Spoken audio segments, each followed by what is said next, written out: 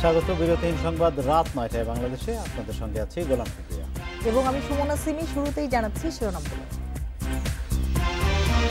ডিএসসিসিকে এডিসের larva উপহার দেওয়ার কর্মসূচি, প্রতিপক্ষের ষড়যন্ত্র বলছেন মেয়রের সমর্থকরা।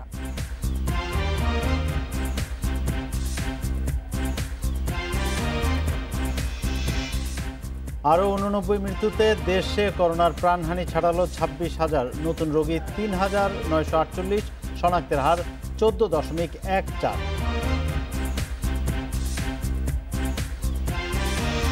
মেট্রো রেলের পরীক্ষামূলক যাত্রা শুরু, ২৫ কিলোমিটার বেগে যাত্রী ছাড়াই উত্তরা থেকে পল্লবী পর্যন্ত চলাচল।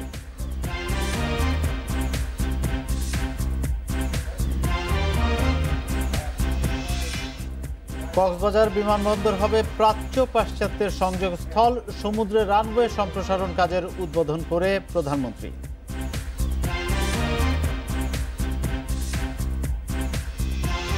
জিয়াউর রহমানের মুক্তিযুদ্ধের চেতনা নিয়ে সংশয়ে আইনমন্ত্রী, সরকার বদলে রাস্তায় নামার বিকল্প দেখছেন না ফখরুল।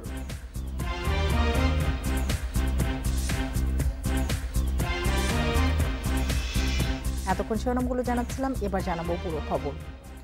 ঢাকা দক্ষিণ সিটি কর্পোরেশন ডেঙ্গু নিয়ন্ত্রণে সম্পূর্ণ ব্যর্থ হয়েছে দাবি করে মেয়রকে এডিসের লার্ভা উপহার দেওয়ার কর্মসূচি পালন করেছেন পুরান ঢাকার বাসিন্দারা।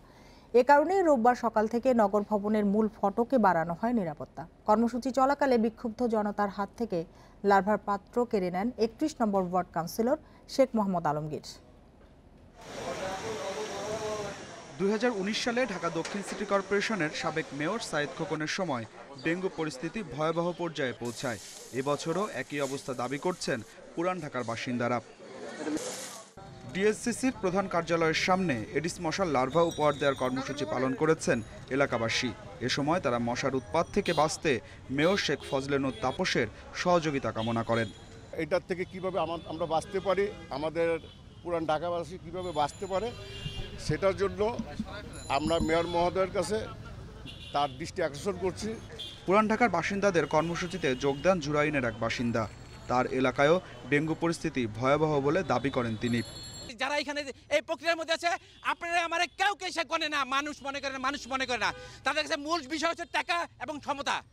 এই জায়গায় যদি প্রশ্ন না করতে পারি, আমার এলাকায় মরছে, হয়তো আমি বাসায় গিয়ে শুনবো আমার সন্তান আক্রান্ত। এই অবস্থা হয়তো আমার এলাকায় মানুষ সর্বশেষ যে মৃত্যুর ঘটনা আমি জানি, একজন মানুষ তার নাতনিকে গ্রাম থেকে দেখতে এসে নানা একদিনের মধ্যে মারা গেছে ডেঙ্গুতে। পরে বিক্ষুব্ধ নাগরিকদের হাত থেকে লার্ভার কাচের পাত্রটি নিয়ে যান কাউন্সিলর শেখ মোহাম্মদ আলমগীর। তিনি বলেন, মশক নিধন কার্যক্রমকে প্রশ্নবিদ্ধ করতেই এই কর্মসূচি। মেয়র মহোদয়কে শুধু অপমান অপদস্থ করার জন্য এই নাটকটা করলো। আপনাদের একটা বিবেক আছে, এটা একটা ওই ইয়ার থেকে আদমজির থেকে একটা লোক আইসা কিছু লোক এখানে জড়ো করলো, সেই লোকরে দিয়া এই কাজটা করলো।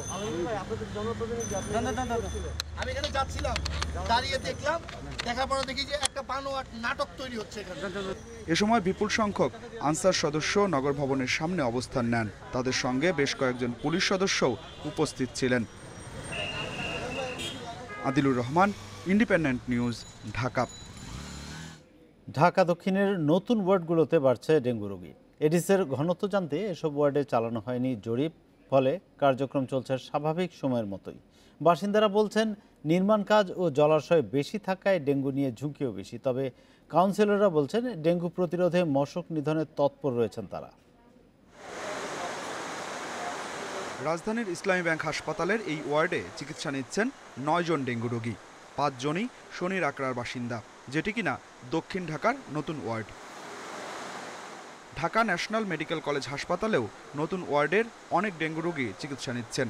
হাসপাতাল ঘুরে দেখা গেল, শনির আকড়া, বউবাজার, রায়েরবাগ এলাকার রোগী সবচেয়ে বেশি। ৬২ নং ওয়ার্ড, নতুন ওয়ার্ড। প্রতি ফ্ল্যাটের রোগী আছে, কিন্তু মশা তো ওষুধ দেয় না। ১০-১৫ দিন অফার একদিন এবার আমাদের বিল্ডিং আশেপাশে নাই।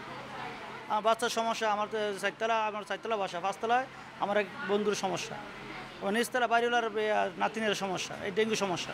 আমি শনি একটা উনি রায়েরবাগে, এর আগে এই সিটে কিছুদিন আগে ভালো হয়ে গেছে, এটা ছিল রায়েরবাগে, ঠিক আছে, তো আশেপাশেরই আমরা সবাই। নতুন ওয়ার্ড হওয়ায় সড়ক সহ বিভিন্ন উন্নয়ন কাজ চলছে। এছাড়াও নির্মাণ হচ্ছে অসংখ্য বহুতল ভবন। নির্মাণ কাজের স্থানে জমে থাকা পানিতে জন্ম নিচ্ছে এডিস সহ অন্য মশা। তবে কাউন্সিলররা বলছেন সিটি কর্পোরেশন থেকে লোকবল, যন্ত্র ও মশার ওষুধ দেওয়া হয়েছে। পরিস্থিতি নিয়ন্ত্রণে চালানো হচ্ছে অভিযান। হয়তো আজকে পানি জমতেছে, হয়তো আপনি গতকালকে পরিষ্কার করলেন, কিন্তু আজকের বৃষ্টিতে পানি জমে বিকেলবেলায় হয়তো বা সেখানে লাবড়া পাওয়া যাচ্ছে। তো সেইভাবে হয়তো বা ভাবতেছে যে আমি তো পরিষ্কার করেছি, কিন্তু পরিষ্কারের পরেও পরিষ্কার রাখতে হবে, সেখানে একটু মেডিসিন ছিটায় রাখতে হবে। ডেঙ্গুর ব্যাপারে আমরা একেবারে চিরুনি অভিযান অব্যাহত রেখেছি। তবে জনগণ সচেতন হয়ে তার নিজের আঙ্গিনায়, বাড়ির ছাদে যাতে পানি না রাখে সেই ব্যাপারে আপনারাও গণমাধ্যমগুলি আমাদেরকে সহযোগিতা করবেন। নতুন ওয়ার্ডের বেশিরভাগ রোগী চিকিৎসা নিচ্ছেন যাত্রাবাড়ি ও পুরান ঢাকার বিভিন্ন হাসপাতালে, যে হাসপাতালগুলো স্বাস্থ্য অধিদপ্তরের তালিকায় নেই। ফলে ডেঙ্গু রোগীর তথ্য যাচ্ছে না সিটি কর্পোরেশনের কাছে। Adilur Rahman, independent news, Dhaka. রাজধানীতে যারা ডেঙ্গু জ্বরে আক্রান্ত হচ্ছে তাদের সবার দেহে ডেনভি 3 ধরন শনাক্ত হয়েছে। 20টি নমুনার জিনোম সিকোয়েন্স পরীক্ষা করে এমন তথ্য দিচ্ছে বিজ্ঞান ও শিল্প গবেষণা পরিষদ BCSIR। চিকিৎসকরা বলছেন নতুন এ ধরন ডেঙ্গু আক্রান্তদের মৃত্যু ঝুঁকি বাড়াচ্ছে। এদিকে গত 24 ঘন্টায় আরও 252 জনের ডেঙ্গু শনাক্ত হয়েছে, মৃত্যু হয়েছে একজনের।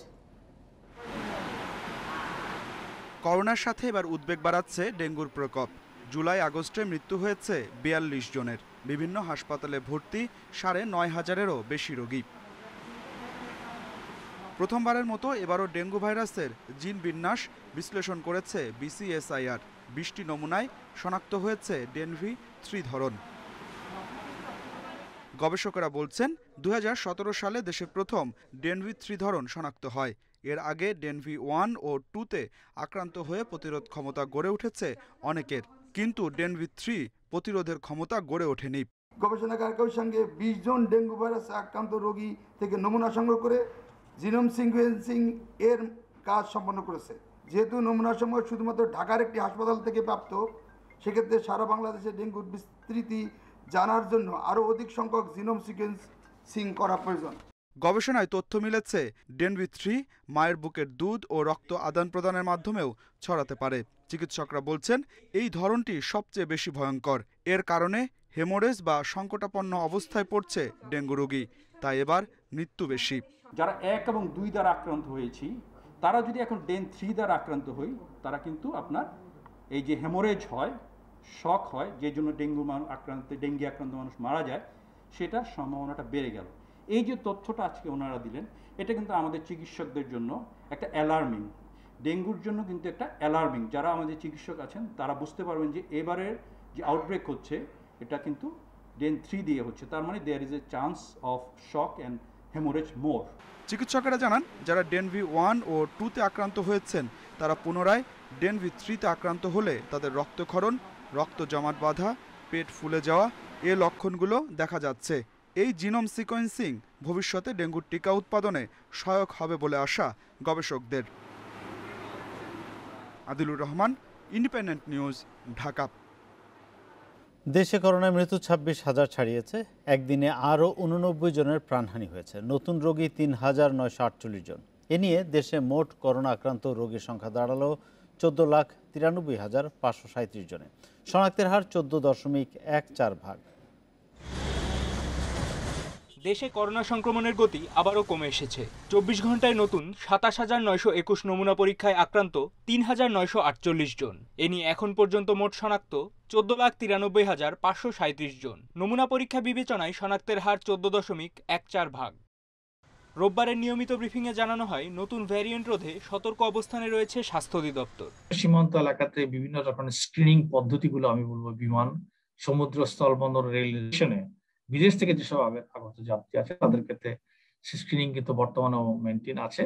আমরা এই পর্যন্ত প্রায় 25,97,056 জন মানুষকে স্ক্রিনিং করছি। গত 24 ঘন্টায় দেশে করোনা আক্রান্ত হয়ে মারা গেছেন 89 জন। এ নিয়ে দেশে এখন পর্যন্ত মোট প্রাণহানি 26,015 জন। বয়সভিত্তিক বিশ্লেষণে দেশে করোনায় মৃতদের মধ্যে 21 থেকে 60 বছরের 39 জন, ষাটোর্ধ্ব আছেন 50 জন। তবে স্বাস্থ্য অধিদপ্তর বলছে তরুণরা এখনও মৃত্যু ঝুঁকি থেকে মুক্ত নন। 70% মতো কাছাকাছি মৃত্যুগুলো আসলে 50-70 বয়সেই হচ্ছে। কিন্তু খেয়াল করতে হবে একই সঙ্গে যে তরুণ বয়স যারা আছে তারা একেবারে যে মৃত্যু হচ্ছে না তাও কিন্তু নয়।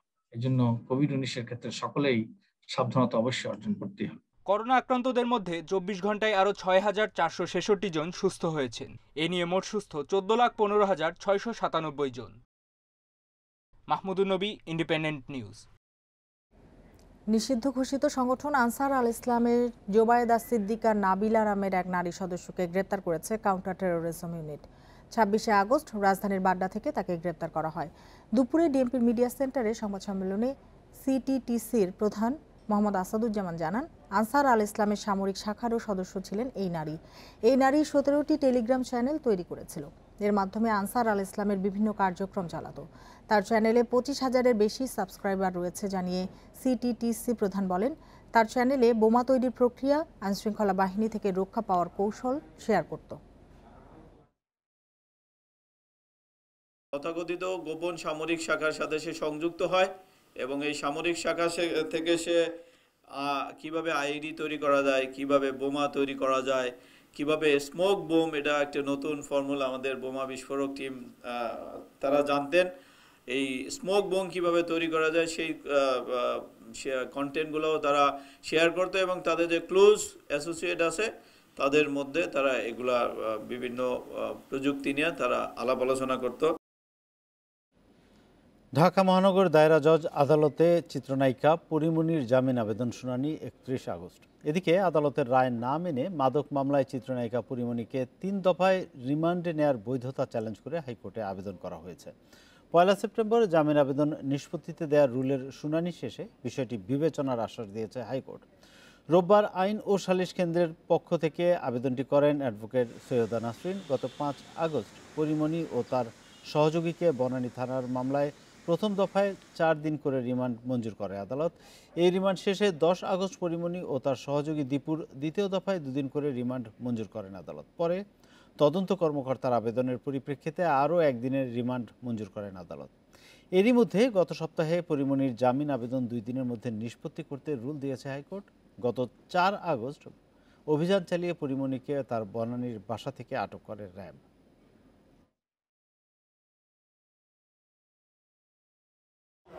বড় খুনের মামলা বা অন্যান্য যে মামলাগুলো আছে সেই মামলাগুলোতে আপনার এইরকম বারবার রিমান্ডে নেওয়া হয়। সেখানে একজন নারীকে যে বারবার রিমান্ডে নেওয়া হয়েছে, সংশ্লিষ্ট যে আদালত রিমান্ড দিয়েছেন সেই আদালতকেও আমরা বলেছি যে তারকেও শোকজ করা, যে কেন এই ধরনের রিমান্ডটা দেওয়া হলো বা মঞ্জুর করেছিলেন। বরগুনায় স্থানীয় সরকার প্রকৌশল অধিদপ্তর এলজিইডির কয়েক কর্মচারীর ঘুষ নেওয়ার কয়েকটি ভিডিও সম্প্রতি সামাজিক যোগাযোগ মাধ্যমে ভাইরাল হয়েছে। এ ঘটনায় অভিযুক্ত 2 কর্মচারীকে সাময়িক বরখাস্ত ও একজনকে চাকরিচ্যুত করা হয়েছে। সম্প্রতি সামাজিক যোগাযোগ মাধ্যমে ভাইরাল হওয়া একটি ভিডিওতে দেখা যায় বরগুনা এলজিইডি নির্বাহী প্রকৌশলীর কার্যালয়ের ফোরম্যান জিয়াউর রহমান ঘুষ নিচ্ছেন। অন্য 2টি ভিডিওতে আমতলী উপজেলা প্রকৌশলীর কার্যালয়ের হিসাবরক্ষক হুমায়ুন কবির ও সদরের উপসহকারী প্রকৌশলী মিজানুর রহমানকে দেখা যায় ঘুষ লেনদেন করতে।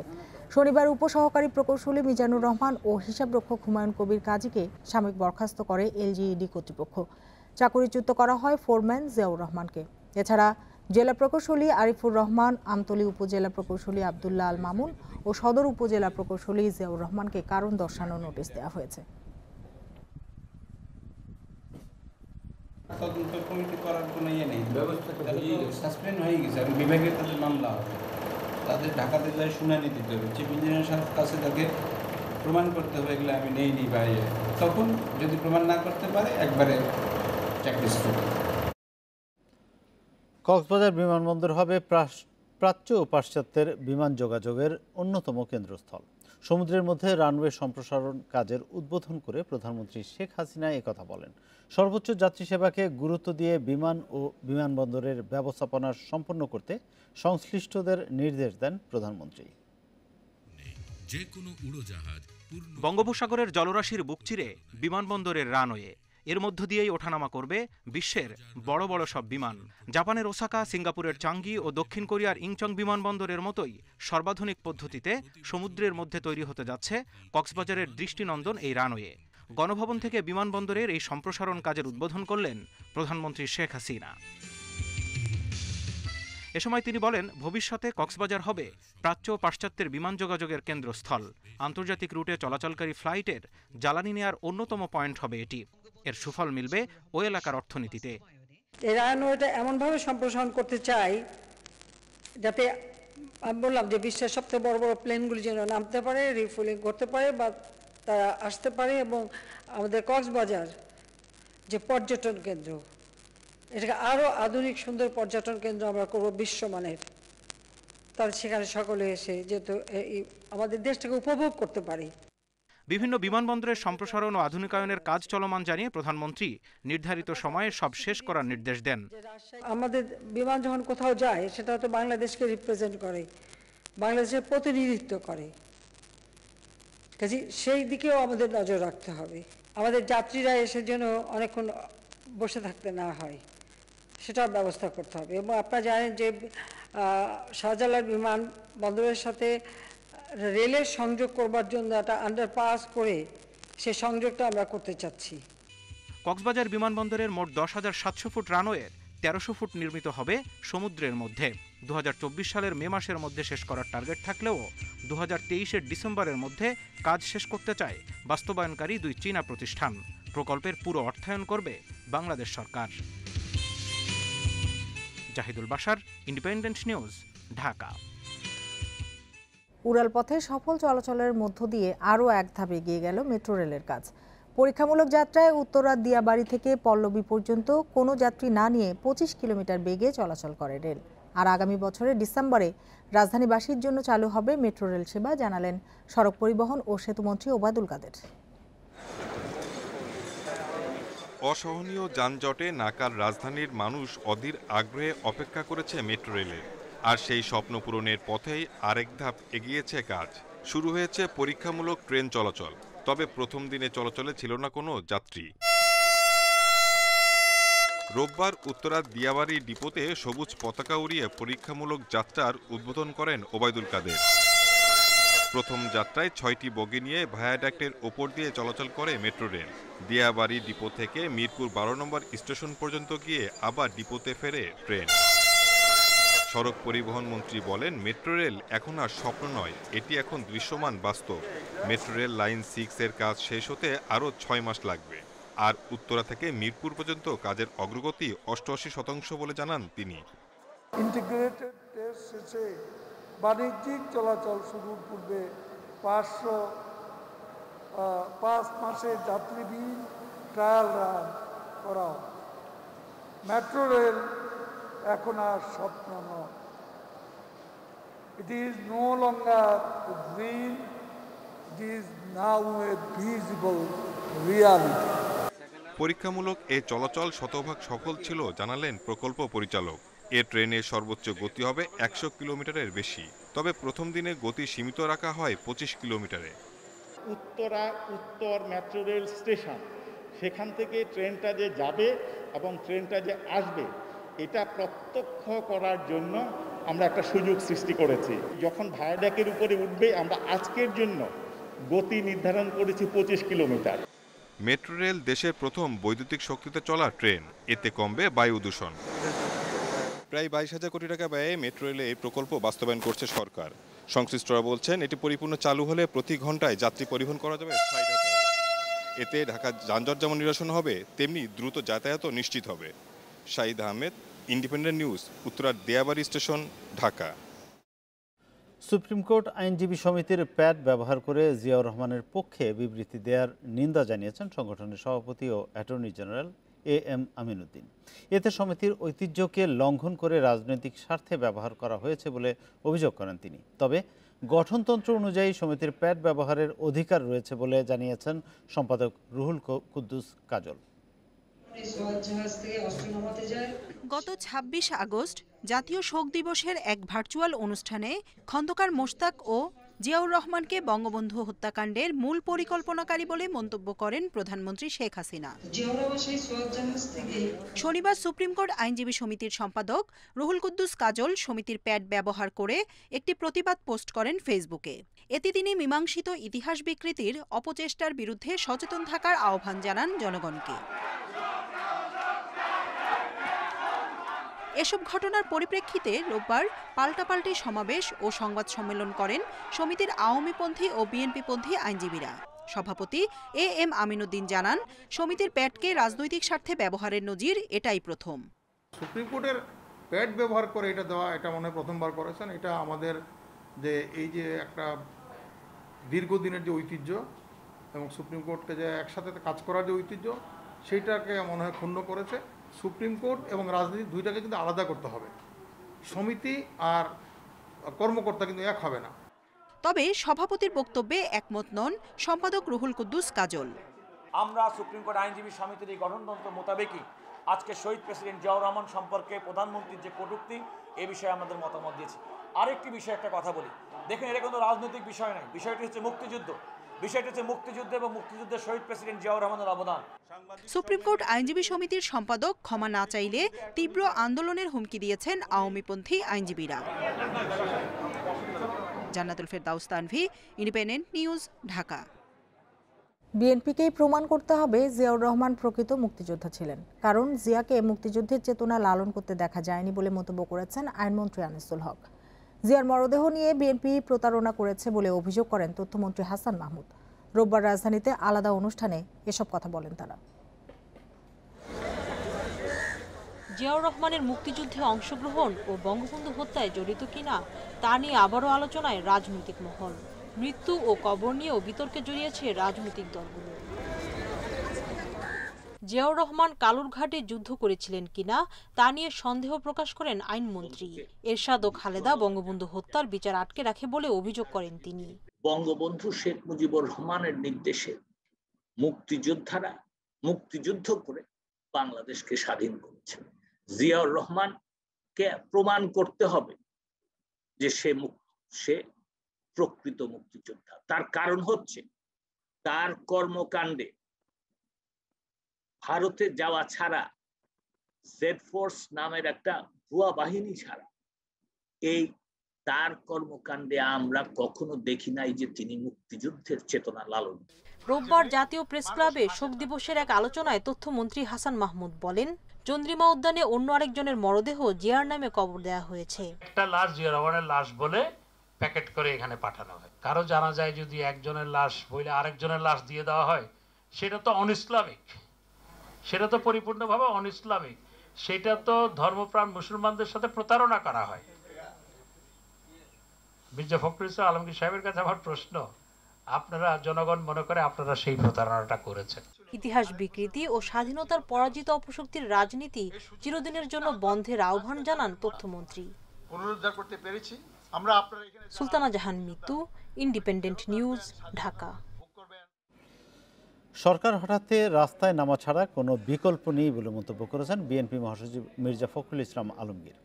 রোববার দুপুরে এক আলোচনা সভায় তিনি একথা বলেন। জাহাঙ্গীরনগর বিশ্ববিদ্যালয়ের সাবেক উপাচার্য মরহুম অধ্যাপক খন্দকার মুস্তাহিদুর রহমানের স্মরণে জাতীয় প্রেস ক্লাবে স্মরণ সভার আয়োজন করে শত নাগরিক কমিটি। সেখানে যোগ দেন বিশিষ্ট শিক্ষাবিদ ও রাজনৈতিক নেতারা।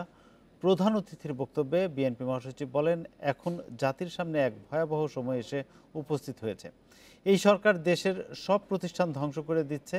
বর্তমান সরকারকে দানবীয় শক্তি বলে উল্লেখ করে বিএনপি মহাসচিব বলেন, রাজপথের আন্দোলন ছাড়া এই শক্তির পতন হবে না। এজন্য দলের নেতাকর্মীদের ঐক্যবদ্ধ হওয়ার আহ্বান জানান মির্জা ফখরুল।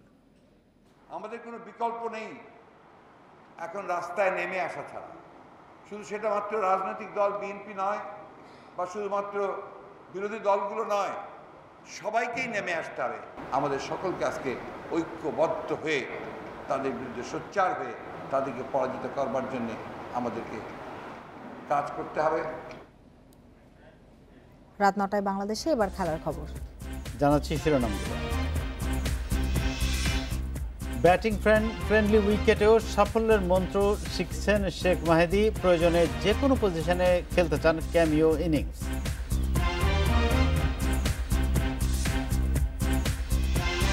প্রিমিয়ার লিগে ম্যাচ ফিক্সিংয়ে আরামবাগের ফুটবলার স্টাফ সহ 20 জন ভিন্ন মেয়াদে নিষিদ্ধ। প্রথম বিভাগে খেলবে 2 বছর।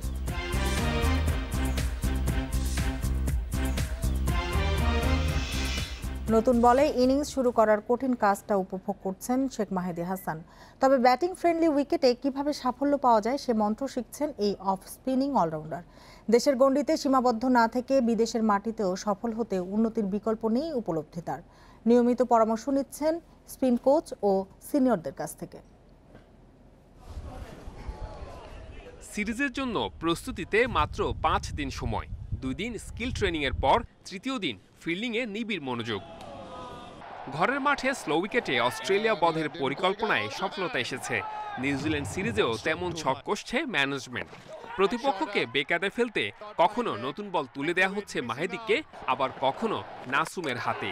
কাজটা চ্যালেঞ্জিং হলেও উপভোগ করছেন মাহেদী। নতুন বলে বল করতে আসলে এনজয় তো অবশ্যই করতে হয়, বাট টি-20 ক্রিকেট মাঝে মাঝে মার খেলে তো আবার এনজয়টা থাকে না, যেহেতু টি-20 ফরম্যাট অনেক চিন্তা ভাবনা করে বল করতে এবং আপনার শর্ট টাইমের খেলা ইনস্ট্যান্ট অনেক কিছু করতে হয়, তো সেই ক্ষেত্রে নতুন বলের রোলটা খুবই ইম্পর্টেন্ট। দেশের মাটিতে পরিকল্পনা যতটা কার্যকর হয়, বাইরের কন্ডিশনে গিয়ে খাবি খেতে হয় টিম টাইগার্সকে। মাহেদীর বেলাও এই অভিজ্ঞতা একই। ক্যারিয়ারের শুরুতে কঠিন কন্ডিশনে দিতে হয়েছে পরীক্ষা। নিজেকে মূল্যায়নে পেয়েছেন বেশ ঘাটতি, তাই কন্ডিশন বুঝে নিজেকে তৈরি করছেন এই অফ স্পিনিং অলরাউন্ডার। ডিফারেন্ট কন্ডিশনে খেলতে গেলে আপনার মাইন্ড সেটআপটা খুবই ইম্পর্টেন্ট। ওয়েদারও ডিফারেন্ট থাকে, তো সেই ক্ষেত্রে আপনার মানিয়ে নিতে গেলে অবশ্যই আপনার অনেক বুদ্ধি করে এবং অ্যাজ অফ স্পিনার হিসেবে বল করতে পাওয়ার প্লের পরে যেহেতু ডিফারেন্ট কান্ট্রিতে খেলতে গেলে যেহেতু রাইট হ্যান্ডি ব্যাটসম্যান থাকলে রাইট হ্যান্ডি বলার থাকলে অফ স্পিনের প্রতি চান্সটা বেশি নয়, ওইখান থেকে ওভারকাম করার চেষ্টাই করতেছি। ব্যাটিংয়ে এখনও নিজেকে মেলে ধরতে পারেননি মাহেদী। লোয়ার অর্ডার ব্যাটসম্যান হলেও টপ অর্ডারে পেয়েছেন সুযোগ, তবে ম্যানেজমেন্টের প্রত্যাশা পূরণ হয়নি। দলে টিকে থাকতে ব্যাটিংয়ে দ্রুতই উন্নতি চান মাহেদী। Saiful Majumder, independent news. তুলনামূলক অনভিজ্ঞ স্পিন আক্রমণ নিউজিল্যান্ডের। মাত্র 2 টি-20 খেলা এজাজ প্যাটেল তারপরেও সাহস রাখছেন। বাংলাদেশের কন্ডিশনে দারুণ কিছু করতে মুখিয়ে এই বাঁহাতি স্পিনার, আর এখানে ভালো করতে পরামর্শক হিসেবে তাদের পাশে আছেন থিলান সামারাভিরা। এই লঙ্কান এর আগে কাজ করেছেন টাইগারদের সাথে। রোববার শিডিউলে ছিল অনুশীলন। সকালে জানা যায় মিরপুরে আসছে না টিম নিউজিল্যান্ড। হোটেলেই জিম আর ফিটনেস ট্রেনিংয়ের সময় দিয়েছে ব্ল্যাক ক্যাপস। গত দুদিনে হোম অফ ক্রিকেটে প্রস্তুতি সেরেছে লেইথামের দল। নেট সেশনে স্পিনকেই প্রাধান্য দিয়েছে সফরকারী দল। তুলনামূলক অনভিজ্ঞ স্পিন আক্রমণ হলেও সাহস রাখছেন এইজাজ প্যাটেল। স্পিনাররা এমন কন্ডিশন পেলে অবশ্যই রোমাঞ্চিত হবে, তবে আমাদের এটা মাথায় রাখতে হবে যে বাংলাদেশ ভালো স্পিন খেলে, আর আমরা খেলতে এসেছি ওদের মাঠে, তাই হালকাভাবে নেওয়ার সুযোগ নেই। সবসময় মোমেন্টাম ধরে রাখতে হবে। স্লো টার্নিং ট্র্যাকে বাংলাদেশকে আটকানোর কৌশল কেমন হতে পারে? ব্যাটিং কোচ থিলান সামারাভিরার কাছ থেকে মিলছে অনেক প্রশ্নের উত্তর। এই লঙ্কান একসময় ছিলেন বাংলাদেশ ডেরায়, তাই টাইগারদের শক্তি দুর্বলতা ভালো মতোই জানেন।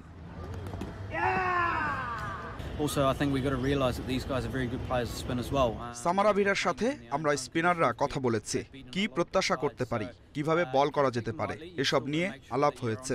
উপমহাদেশে তার অনেক অভিজ্ঞতা, ব্যাটসম্যানদের মানসিকতা কেমন থাকবে এসব নিয়ে তার কাছ থেকে বিস্তারিত জেনেছি।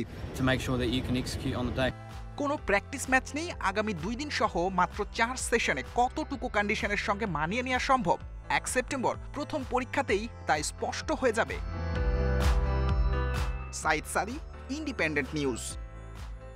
1 সেপ্টেম্বর বাংলাদেশ নিউজিল্যান্ড সিরিজ শুরুর দিনেই হবে বিসিবির সভা, জানিয়েছেন cricket operations chairman Akram Khan. ক্রিকেটারদের চুক্তি, বিশ্বকাপ দল ঠিক করা সহ নানা সিদ্ধান্ত নেওয়া হবে সেই মিটিংয়ে। এদিকে মুস্তাফিজের পর আইপিএল খেলতে ছাড়পত্রের আবেদন করেছেন সাকিব। 2 তারকাকে দ্রুতই অনুমতি দেবে বিসিবি। 4 বছর পর এজিএম হয়েছে, সপ্তাহ পেরোয়নি। ক্রিকেট কর্তাদের মিলন মেলায় আসেনি বড় কোনো সিদ্ধান্ত। 1 সেপ্টেম্বরের বোর্ড মিটিং হতে যাচ্ছে গুরুত্বপূর্ণ। সেখান থেকে আসবে বেশ কিছু চূড়ান্ত সিদ্ধান্ত। ক্রিকেটারদের চুক্তি ঝুলে আছে 5 মাস ধরে। 18 জনের তালিকা করা হলেও সংখ্যায় পরিবর্তন আসবে। বিশ্বকাপের দল কেমন হবে, কারা থাকবেন দলে, তামিম থাকবেন কিনা জানা যাবে সেখানেই। টিম যে আসবে ওটা তো সিলেক্টররা টিমটা দিবে, সেটা আমরা আমাদের মাননীয় বোর্ড প্রেসিডেন্ট অ্যাপ্রুভাল দিবে। আর যেটা হলো যে টাইমের যে সমস্যাটা, সেটা হলো ইনজুরির যে সমস্যাটা আছে, সেটা নিয়ে কাজ করছে আপনার ফিজিওরা। তো আল্লাহর রহমতে যদি ঠিক হয়ে যায় তাহলে তো ও তো প্রুভেন প্লেয়ার, ও তো মানে ও যে ঠিক হওয়াটাই আমাদের জন্য ভেরি ইম্পর্টেন্ট। নিউজিল্যান্ড সিরিজ সামনে রেখেও কর্তাদের মনোযোগ টি-20 বিশ্বকাপে। সেরা প্রস্তুতির জন্য আগেভাগে দেশ ছাড়বে দল। বিশ্রামের কথাও মাথায় রাখা হচ্ছে। দলের অভিজ্ঞতা বাড়াতে মুস্তাফিজ ও সাকিবকে দেয়া হচ্ছে IPL খেলার ছাড়পত্র। মুস্তাফিজ এটা কিছুদিন আগে দিয়েছিল এবং সাকিব আজকে গতকাল চিঠি দিয়েছে। সো আমাদের 1 তারিখে আমরা ওই ডিসিশনটা নিব। মোস্ট প্রবাবলি এটা তো আমাদের জন্য অনেক ভালো একটা অপরচুনিটি যে আমাদের প্লেয়াররা আপনার IPL-এর মতো একটা টুর্নামেন্ট, স্ট্যান্ডার্ড ভেরি হাই, সেখানে আল্লাহর মতো যদি ওরা খেলে ভালো পারফর্ম যদি করে তাহলে ডেফিনেটলি ওই কন্ডিশনে আমরা খেলবো। ওখানে টিম অনেক বেনিফিটেড হবে। বিশ্বকাপের প্রস্তুতি আর টি-20 দাবি মেটাতে অনেকের চাওয়া নিউজিল্যান্ড সিরিজে স্পোর্টিং উইকেট। কন্ডিশন আর উইকেটের ধরনে যা সম্ভব নয়, তাতে আভাস পাওয়া যাচ্ছে আরও একটি লো স্কোরিং সিরিজের। Mazharul Islam, independent news. BPL ফুটবলে ফিক্সিংয়ের প্রমাণ পেয়েছে বাফুফে, আর এতে জড়িত থাকার কারণে আরামবাগ ক্লাবের সাবেক সভাপতি সহ 4 কর্মকর্তাকে আজীবন নিষিদ্ধ করা হয়েছে। 2 বছরের জন্য প্রিমিয়ার লিগ থেকে প্রথম বিভাগে অবনমন করা হয়েছে ক্লাবটিকে। সেই সাথে 1 অস্ট্রেলিয়ান ও নাইজেরিয়ান সহ 14 ফুটবলারকে দেওয়া হয়েছে বিভিন্ন মেয়াদের নিষেধাজ্ঞা। সিদ্ধান্তের বিরুদ্ধে আপিল করতে চায় জানিয়েছে ক্লাবটির সাধারণ সম্পাদক ইয়াকুব আলী। প্রিমিয়ার লিগ ফুটবলের অন্তত 5টি ম্যাচে ফিক্সিং হয়েছে এমন সন্দেহ প্রকাশ করে চলতি বছরের ফেব্রুয়ারিতে বাফুফেকে চিঠি দেয় AFC। সন্দেহের তালিকায় উঠে আসে আরামবাগ ও ব্রাদার্স ইউনিয়নের নাম। এরপরই 9 সদস্যের তদন্ত কমিটি গঠন করে বাফুফে। মাসখানেকের তদন্ত শেষে স্পট ফিক্সিং, অনলাইন বেটিংয়ে আরামবাগ ক্রীড়া সংঘের সম্পৃক্ততা খুঁজে পাওয়া যায়। তারই প্রেক্ষিতে ক্লাবটিকে 2 বছরের জন্য প্রথম বিভাগ ফুটবলে নামিয়ে দেওয়ার সিদ্ধান্ত নিয়েছে বাফুফের ডিসিপ্লিনারি কমিটি। একই সাথে 5 লাখ টাকা জরিমানাও করা হয়েছে। সাবেক ও বর্তমান মিলিয়ে ভিন্ন মেয়াদে নিষিদ্ধ হয়েছে ক্লাবটির 14 ফুটবলার। এর মধ্যে অস্ট্রেলিয়ান ব্র্যাডি স্মিথ 3 আর নাইজেরিয়ান ক্রিস্টোফার চিজোবা 2 বছরের জন্য হয়েছেন নিষিদ্ধ। আজীবন নিষেধাজ্ঞা দেওয়া হয়েছে ক্লাবটির সাবেক সভাপতি মিনহাজুল ইসলাম সহ 4 জনকে। ব্রাদার্স সহ আরও কয়েকটি ক্লাবের বিরুদ্ধে অভিযোগ উঠলেও তদন্তে তার সত্যতা পাওয়া যায়নি। আরও 2-1টা ক্লাবের নাম এসে থাকলো। আরামবাগ ক্রীড়া সংঘের ব্যাপারে আসলে শেষ পর্যন্ত অভিযোগের সত্যতাটা খুঁজে পাওয়া যায়। এর বাইরে আসলে অভিযোগের সত্যতা, কিছু অভিযোগ তো সবসময় থাকে, বিকজ এখানে আসলে ম্যাচের যে বিভিন্ন রেটিংগুলো বা অভিযোগের যে বিভিন্ন রেটিংগুলো, সেখানেও কিন্তু আসলে বেশ কিছু প্যারামিটার থাকে। এমন সিদ্ধান্তের পর আরামবাগ ক্লাবে গিয়ে কোনো কর্মকর্তাকে খুঁজে পাওয়া যায়নি। তবে মুঠোফোনে ক্লাবটির বর্তমান সেক্রেটারি জানিয়েছেন সিদ্ধান্তের বিরুদ্ধে আপিল করতে চায় তারা। নিষিদ্ধ হওয়া ফুটবলার জাহিদ হোসেন নিজেকে নির্দোষ দাবি করেছেন। আমি মর্মাহত তো বুঝেন, মর্মাহত এবং খুবই মন ভেঙে গেছে। এখন আমাদের কমিটি যারা আছে তাদের নিয়ে বসে আমরা সিদ্ধান্ত জানাবো যে বাফুফের কাছে আমরা কিভাবে যাব বা এটা কিভাবে ফেস করব। অ্যাজ এ সেক্রেটারি হিসেবে আমার ব্যর্থতা তো আসেই। অল্প কটা ম্যাচ খেলছি, এটা আমি কিন্তু জানিও না, এটা কোনো কিছুই জানি না এর ভিতরে। আমি যদি মসজিদে উঠে বলতে হয় বা কোরআন শরীফ ছুঁয়ে বলতে হয়, মানে আমি এর ভিতরে কোনো কিছু ছিলাম না, আমি জানিও না। আমার নামটা দিয়েছে, এটা মানে আমি কি বলবো। চলতি মৌসুমে বাজে পারফরমেন্সে এর আগেই প্রিমিয়ার লিগ থেকে রেলিগেশনের খাড়ায় পড়ে আরামবাগ। ফিক্সিং কাণ্ডে এখন আগামী 2 বছর বাধ্যতামূলক প্রথম বিভাগ ফুটবলে খেলতে হবে ঐতিহ্যবাহী ক্লাবটিকে। Abidur Rahman, independent news, Dhaka. পিএসজিতে আজ অভিষেক হতে পারে লিওনেল মেসির। নতুন জার্সিতে আর্জেন্টাইন তারকাকে দেখতে রোমাঞ্চ নিয়ে অপেক্ষায় ভক্তরা। রাতেই অপেক্ষার অবসান হতে পারে। লিগ 1-এ রাসের বিপক্ষে ম্যাচ রাত 1:45টায়। মেসিকে স্কোয়াডে রেখেছেন পচেত্তিনো। প্যারিসে আসার পর দলের সঙ্গে মানিয়ে নিতে প্রথম 3 ম্যাচ খেলেননি মেসি। বিশ্রামে থাকায় নেইমারও এখন পর্যন্ত চলতি লিগে মাঠে নামেননি। আজ তিনিও খেলতে পারেন। এদিকে এমবাপ্পেকে দলে ফেরাতে মরিয়া রিয়াল মাদ্রিদ। যদিও দ্বিতীয় দফায় লস ব্লাঙ্কোদের 170 মিলিয়ন ইউরোর প্রস্তাব ফিরিয়ে দিয়েছে পিএসজি। তবে শেষ পর্যন্ত এমবাপ্পের সঙ্গে রিয়ালের চুক্তি হয়ে গেলে রাসের বিপক্ষে এই ফরাসি তারকার বিদায়ী ম্যাচ হতে পারে এটি।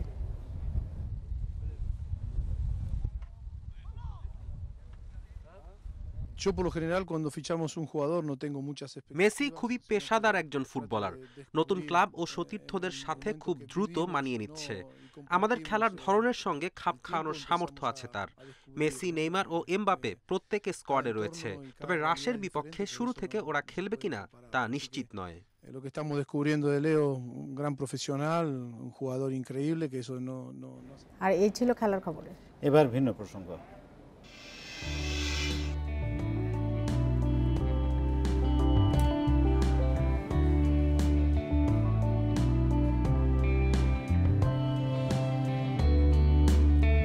বিয়ারা শহরের ছোট্ট এই চায়ের দোকানটি ইরাক ইরানের সীমান্তের মেলবন্ধন।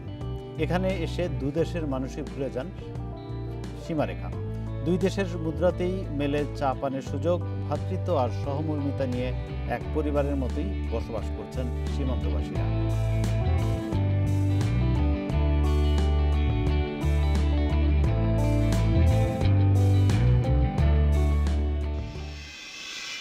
আর এ নিয়ে প্রতিবেদনটি থাকছে সংবাদের শেষ অংশে। যাচ্ছি পরের প্রসঙ্গে। ব্রাহ্মণবাড়িয়া নদীপথে পর্যাপ্ত নিরাপত্তা ব্যবস্থা না থাকায় ঘটছে নৌ দুর্ঘটনা। বাড়তি ভাড়া আদায় সহ নানা অভিযোগ স্থানীয়দের।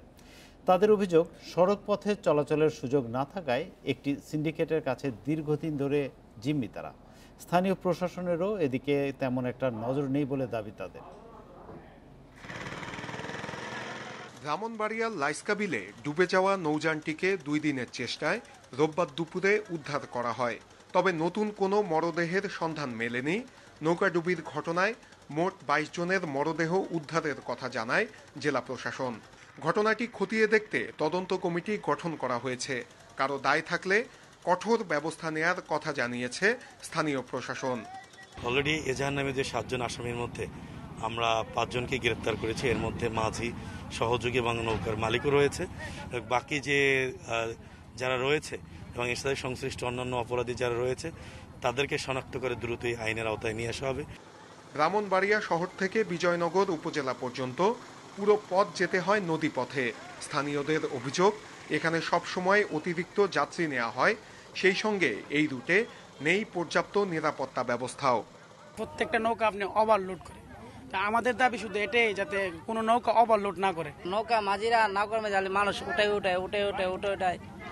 চড়ে নৌকা করে জাম বোঝাই করেলা। জেলা শহর থেকে বিজয়নগর উপজেলা পর্যন্ত রাস্তার কাজ শুরুর 5 বছর পার হলেও এখনো শেষ হয়নি। রাস্তাটির কাজ শেষ হলে ভোগান্তি অনেকটাই কমে যাবে। রাস্তা হলে যদি এরকম একটা মর্মান্তিক দুর্ঘটনা হইতো আমাদেরকে দেখতে হতো না। ব্রিজ বাকি আছে, ব্রিজ হইলে আল্লাহর মতে আমরা এই আধা ঘন্টা লাগবে না, 15-20 মিনিটের ভিতরে সম্পর্কনগর থেকে ব্রাহ্মণবাড়ি আসতে পারবো। জেলা প্রশাসন বলছে এলাকাবাসীর সমস্যাগুলো চিহ্নিত করে বিস্তারিত প্রতিবেদন দেয়া হবে। সেই সঙ্গে এসব সমস্যা সমাধানের চেষ্টা চলছে। আমরা একটা ইনডেপথ রিপোর্ট দিব, যেখানে যে ফার্দার কি করলে মানে সেই সুপারিশগুলো থাকবে, যাতে করে মানুষ কমফোর্টেবলি যাওয়া আসা করতে পারে। নৌকাঘাটে পল্টন করার উদ্যোগ নেওয়া হবে বলে জানিয়েছে কর্তৃপক্ষ। যে কোনো দুর্ঘটনার পর প্রশাসনের পক্ষ থেকে নানা উদ্যোগের কথা বলা হয়, কিন্তু তার অনেক কিছুই বাস্তবায়ন হয় না। এমনটি যাতে এখানে না ঘটে সেই প্রত্যাশা স্থানীয়দের। নূরে আলম, ইন্ডিপেন্ডেন্ট নিউজ, ব্রাহ্মণবাড়িয়া। হাইকোর্টের নিষেধাজ্ঞার পরও দেশে সহজেই খেলা যাচ্ছে অনলাইন গেমস ফ্রি ফায়ার ও পাবজি। তরুণদের আসক্তি বাড়ায় এসব গেমস বন্ধের নির্দেশনা থাকলেও তা নিয়ন্ত্রণ করতে পারেনি বাংলাদেশ টেলিযোগাযোগ নিয়ন্ত্রণ কমিশন বিটিআরসি। প্রযুক্তিবিদরা বলছেন, দেশে এখনও ওয়েব ভিত্তিক সাইট বন্ধ করার সক্ষমতা তৈরি হলেও অ্যাপ দিয়ে চালানো গেমস নিয়ন্ত্রণে নেয়ার সুযোগ নেই। ফ্রি ফায়ার কিংবা পাবজি গেমসে আসক্ত হয়ে অর্থ খরচ করা সহ নানা অপরাধে জড়িয়ে পড়ছেন তরুণরা। ফলে এ ধরনের গেমস নিষিদ্ধ করে হাইকোর্ট। তবে এখনও আগের মতোই গুগল প্লে স্টোর থেকে অ্যাপ ডাউনলোড করে খেলা যাচ্ছে গেমগুলো। এতে কোনো ধরনের প্রক্সি সাইটও ব্যবহার করতে হচ্ছে না। এখনো বন্ধ হয়নি দেখেই খেলতেছি, বন্ধ হয়ে গেলে আর খেলবো না। আমরা নর্মালি ভাবে আগে যেরকম ভাবে গেমে ঢুকতাম এখন সেইভাবেই গেমে ঢুকতে পারি। বন্ধ করে দেওয়া হলে একেবারে এটা কোনো আমার জন্য কোনো প্রবলেম না, কিছু কিছু লোকের জন্য হয়তো প্রবলেম হইতে পারে। বিটিআরসি বলছে, আসক্তিমূলক এসব গেমস কিভাবে বন্ধ করা যায় তা নিয়ে কাজ চলছে। তবে প্রক্সি সাইট ব্যবহার করে কেউ গেমস খেললে তা প্রতিরোধ করা সম্ভব নয়। সিটিডিআর সিস্টেমের মাধ্যমে ফ্রি ফায়ার এবং পাবজি বন্ধ করার জন্য আমরা নির্দেশনা দিয়ে দিচ্ছি। ভিপিএন তো শুধু যে তারা আপনার শুধু পাবজি বা এই ধরনের গেমস বা এইগুলো খেলে তা তো না, বেশ কিছু ছেলেমেয়ে উদ্যমী মেধাবী সম্প্রদায় তারা অর্থনৈতিক কর্মকাণ্ড কিন্তু ভিপিএন চ্যানেলের সাথে যুক্ত আছে। কাজেই এটা ইচ্ছা করলে কিন্তু আমরা ওইভাবে কিন্তু আমরা বন্ধ করতে পারছি না। প্রযুক্তিবিদরা বলছেন অ্যাপ ভিত্তিক গেমস বিভিন্ন প্রক্সি সাইটে সংযুক্ত থাকায় একটি সার্ভার বন্ধ থাকলে তা দ্রুত অন্য সার্ভারের মাধ্যমে চালু থাকে। ওয়েব বেসড যে কোনো কিছু তারা সহজে সক্ষম আছে, তারা যে কোনো কিছু বন্ধ করতে পারে, কিন্তু অ্যাপ্লিকেশন বেসড সবকিছু বন্ধ করতে গেলে যথেষ্ট পরিমাণ প্রযুক্তির হার্ডওয়্যার এবং সফটওয়্যারের সমন্বয় প্রয়োজন। এ পর্যন্ত তারা যে কটি আন্তর্জাতিক দরপত্র আহ্বান করেছেন তার ভিতরে web based, web traffic based এগুলো বন্ধ করার সক্ষমতা অর্জন করলেও অ্যাপ্লিকেশন বেসড যদি আপনি সত্যিকার অর্থে সামগ্রিক অর্থে সমস্ত ট্রাফিক এবং ডেটা রাউট কন্ট্রোল করতে চান, সেই প্রযুক্তিটি আমার দৃষ্টিতে এখন অ্যাভেলেবল না। এসব গেমস থেকে কিশোর তরুণদের দূরে রাখতে পারিবারিকভাবেও সচেতনতা বাড়াতে হবে বলে মনে করেন বিশেষজ্ঞরা। Sohel Rana, independent news, Dhaka. কাবুল বিমানবন্দরের কাছে রকেট হামলায় এক শিশু নিহত হয়েছে, এ তথ্য দিয়েছেন আফগানিস্তানের পুলিশ প্রধান। তবে হামলার দায় স্বীকার করেনি কেউ। মার্কিন প্রেসিডেন্ট জো বাইডেন আশঙ্কা প্রকাশ করার পরপরই ঘটল এই ঘটনা। এদিকে মার্কিন সেনা প্রত্যাহার হলেই বিমানবন্দরের দখল নিতে প্রস্তুত তালেবান।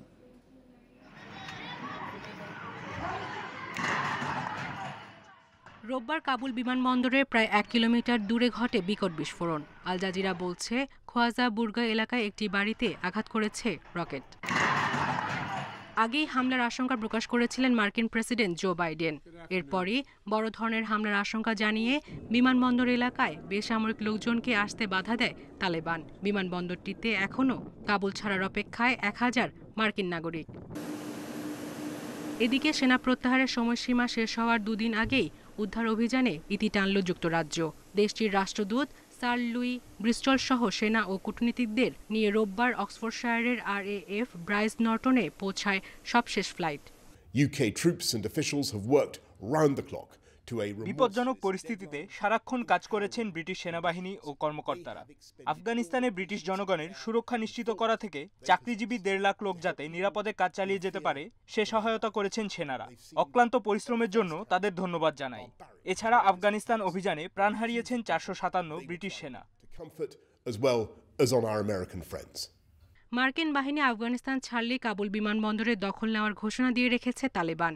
এদিকে সংগঠনের মুখপাত্র জাবিহুল্লাহ মুজাহিদ জানান, নতুন মন্ত্রিসভা গঠনের প্রস্তুতি শুরু হয়েছে, জানা যাবে 2-1 সপ্তাহের মধ্যে।